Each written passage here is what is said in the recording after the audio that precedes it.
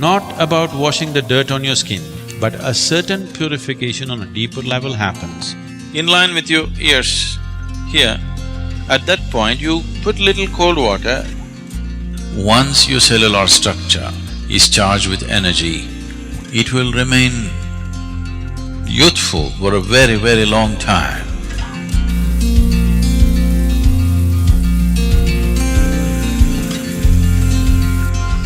In most Indian languages, in common usage, the word hatha means being adamant. This is a quality that you will need. Your body says, enough, I've had it. But you're adamant. This is Hatha Yoga.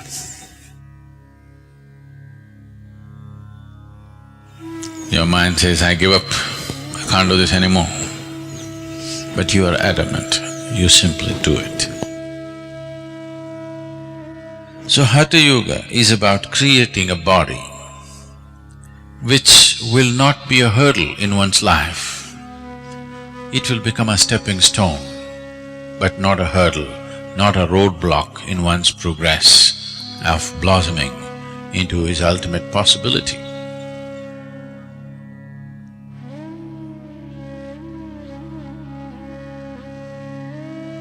So simple tips. I am not known for giving tips. Bad reputation I have, but simple tips.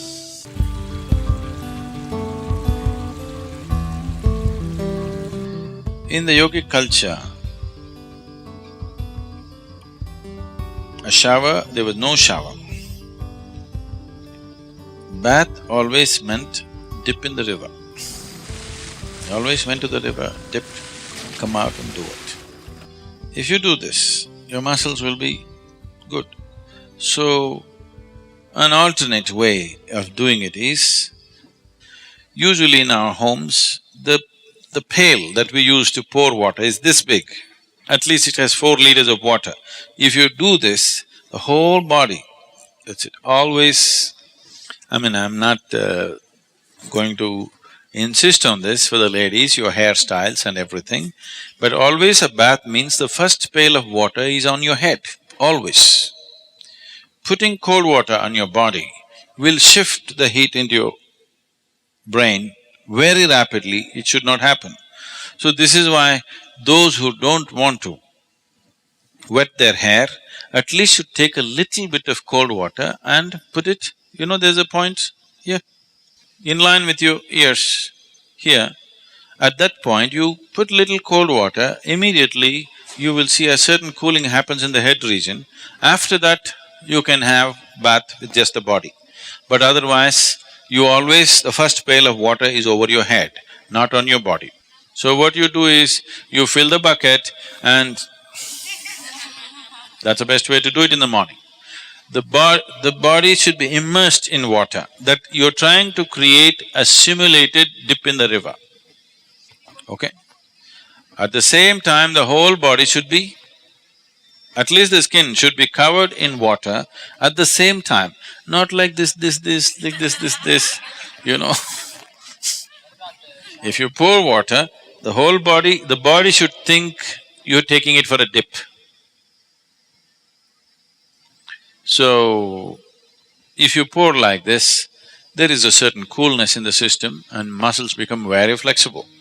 Shower can do it too, if the shower is forceful enough, or at least if the volume of water is good enough, shower can easily do that.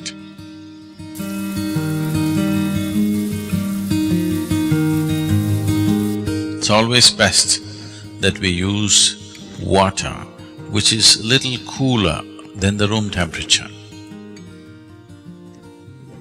Just a certain volume of water to flow over you, or to be immersed in a water which is cooler than room temperature.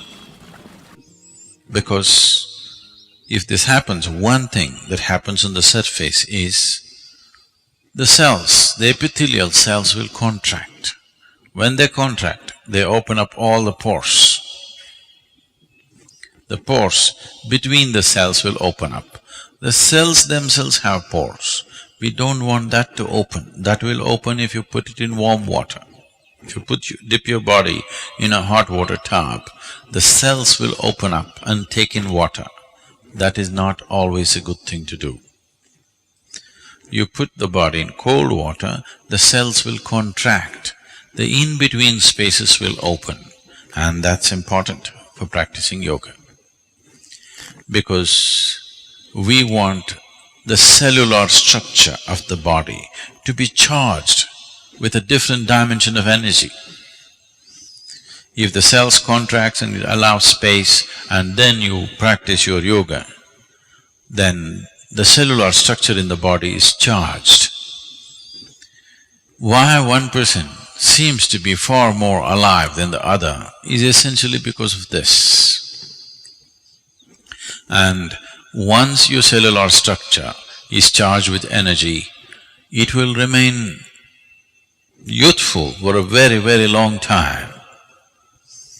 When people are thinking, why the old bugger is still not dead, you still feeling like you're 25.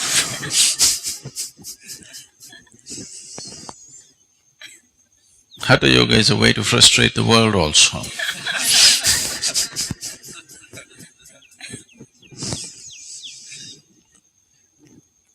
So, water which is cooler than the room temperature, in India, it is in South India at least, it's not so much of a problem. The water is always in that temperature, ideal place.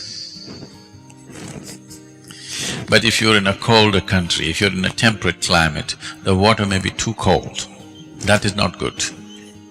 The water must be, let's say, within 5 to 8 degrees centigrade lower than the room temperature, not more than that.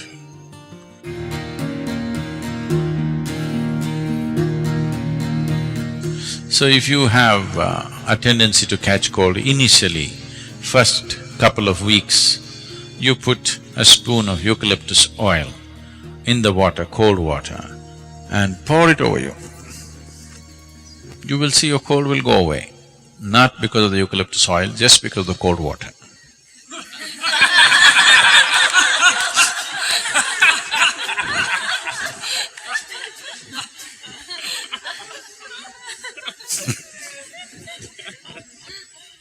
If you have an infection and something else where excess mucus is being generated, that needs to be treated differently. But as I said, the water should be just somewhere 5 to 8 degrees below room temperature, not an excessively cold water, no.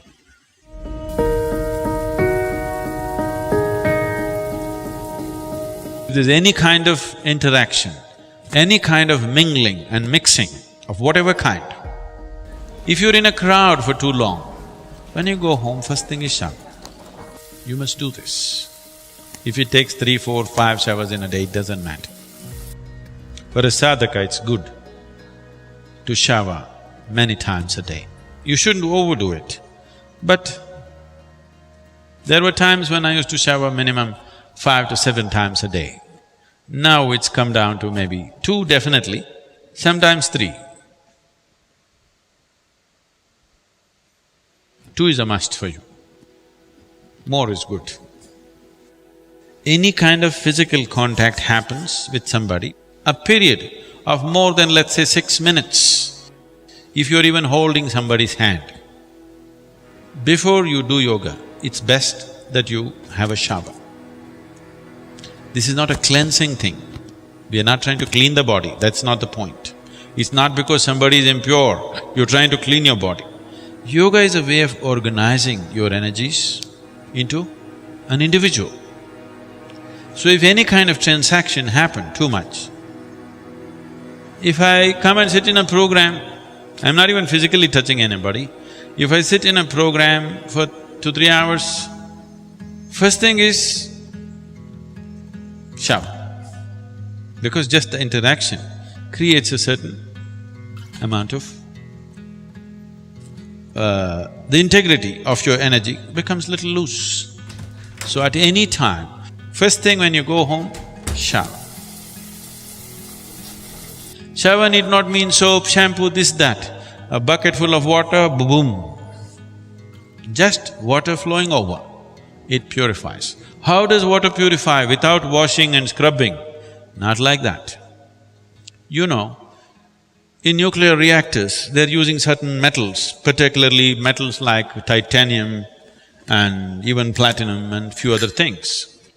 If they want to purify these metals, they want metals in the purest form. In the normal laboratory process, they can only purify to a certain point, beyond that they're not able to purify. So what they do is, you make a rod of this metal and make another ring. Just move it up and down without touching. Just do this. You will see the metals will get purified. So 72% of your body is water. You just throw water over this, there is a certain purification. Not about washing the dirt on your skin, that is anyway there, that's a different thing. But a certain purification on a deeper level happens, just allowing water to flow over you. Have you seen, suppose you are very tense on a particular day, when you go and stand under the shower, you don't want to come out, you want to just stay there for some time.